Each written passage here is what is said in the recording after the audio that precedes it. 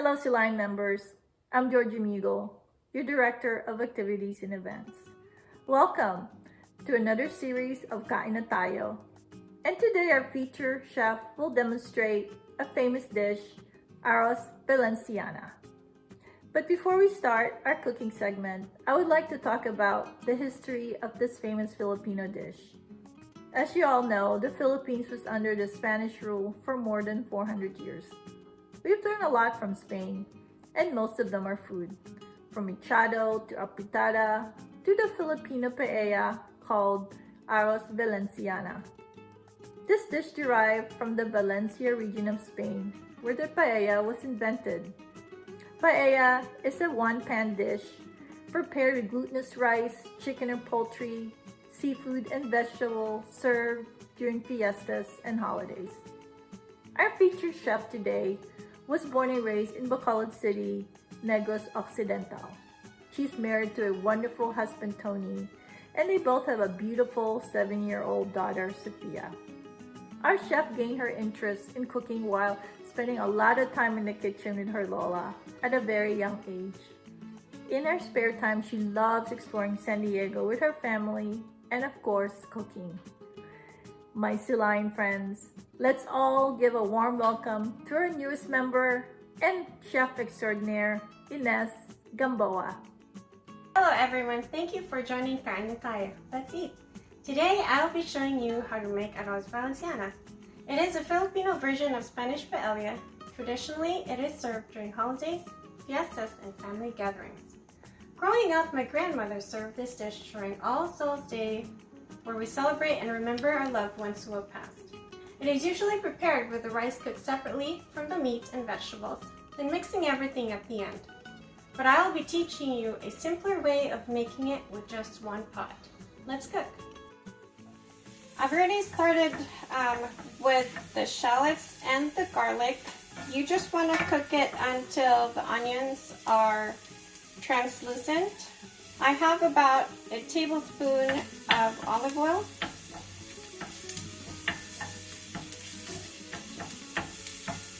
Smelling really good here.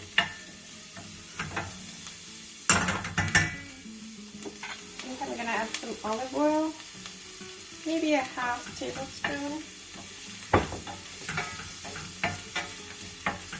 Next, we're gonna add the chicken that I've cut in cubes. It doesn't have to be fully cooked because we're gonna put this into the rice and it'll finish cooking with the rice. You just want all these flavors from the shallots and the garlic to get onto the chicken. I'm gonna season with salt and pepper.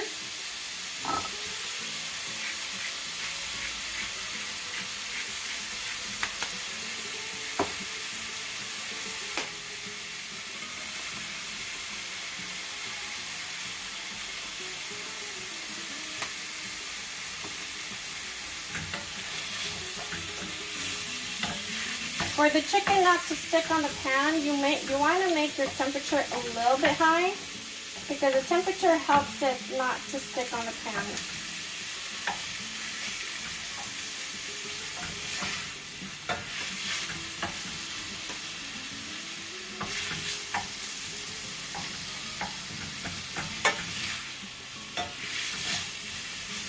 When this is done cooking, we're going to transfer it into another bowl. Then we're gonna start with the rice next.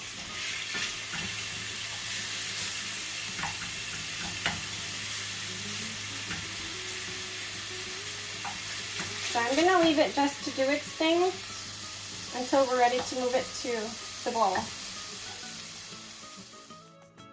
Next we have the rice.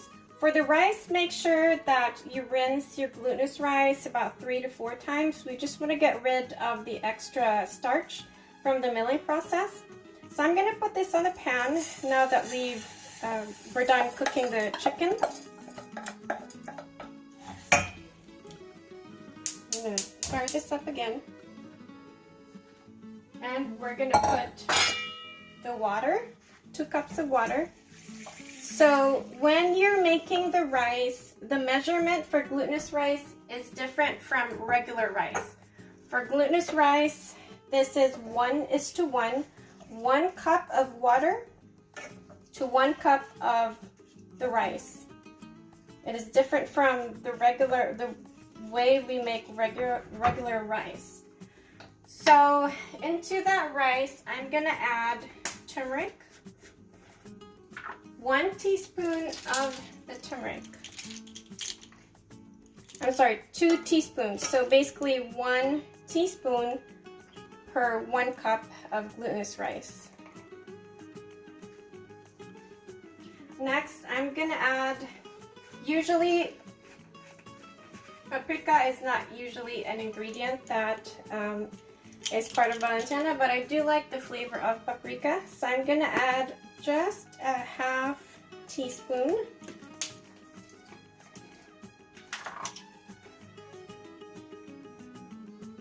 There. And for the chicken bouillon, I'm gonna add a whole tablespoon into it.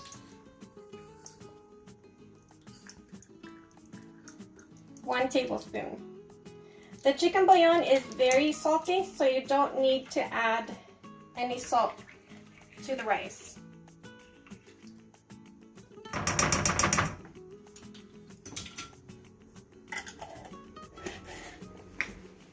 You want to mix everything up. Make sure it's very well mixed so the flavor distributes very well.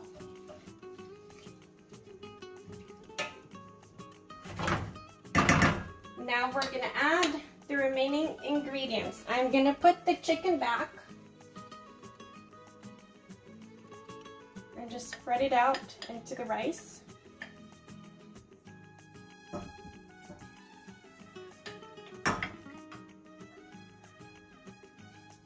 And all these flavors are going to get into the rice too. That's why I prefer this method rather than cooking the rice separately from, or the traditional way of doing it, because I feel like the flavor from the chicken also flavors the rice.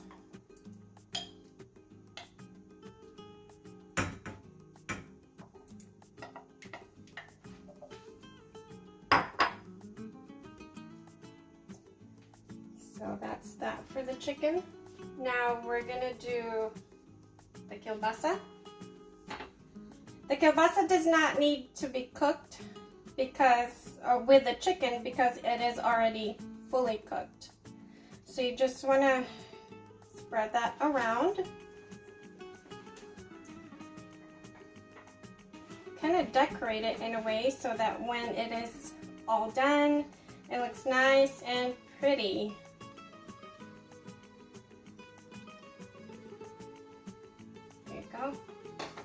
Then we're going to put the vegetables. I'm going to put the raisins first, just spread it around.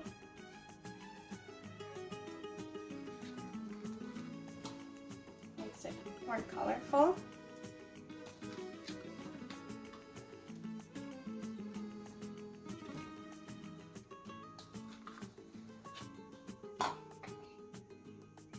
And then the peas. Look how colorful that is.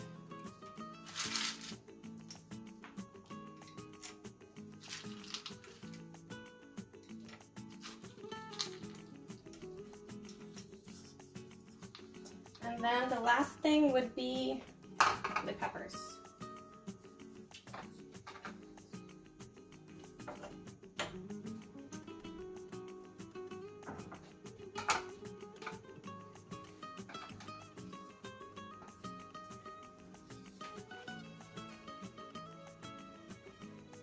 That makes it very colorful. So you kind of want to put it in a way that makes the dish really pretty.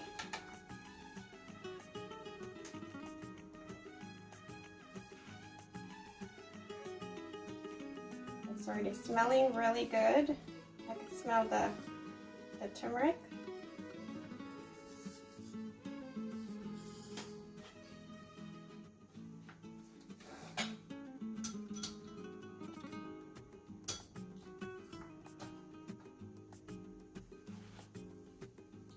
So all these flavors are gonna combine. All right, so we're gonna leave this to cook for about 18 minutes. I'm gonna set my timer to 18 minutes and let the rice cook. You want it to boil. You want the heat to keep going until it's boiling, and then once it starts boiling, you want to turn it down to a simmer for about 18 minutes. So after 18 minutes of letting it simmer and cook, I turned off the stove and left it to sit for another 10 minutes with the lid on. So now it's completely done. There you go. Look how pretty that is. Look how pretty and colorful that is. Now I'm ready to plate. Actually, you could just literally take this whole thing to your next party and just put some eggs on top of it. But we're gonna eat some of this today. Plate it.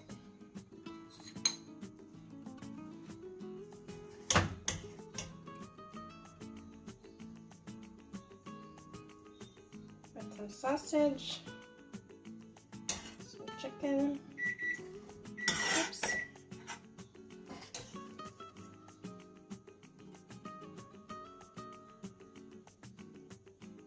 more chicken,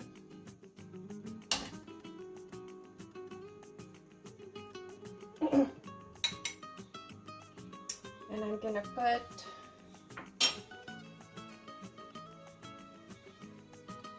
eggs,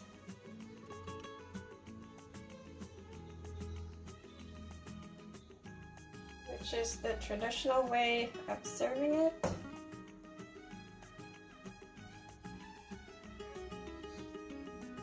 And that's ready to serve. Thank you guys for joining me. I hope you enjoyed it.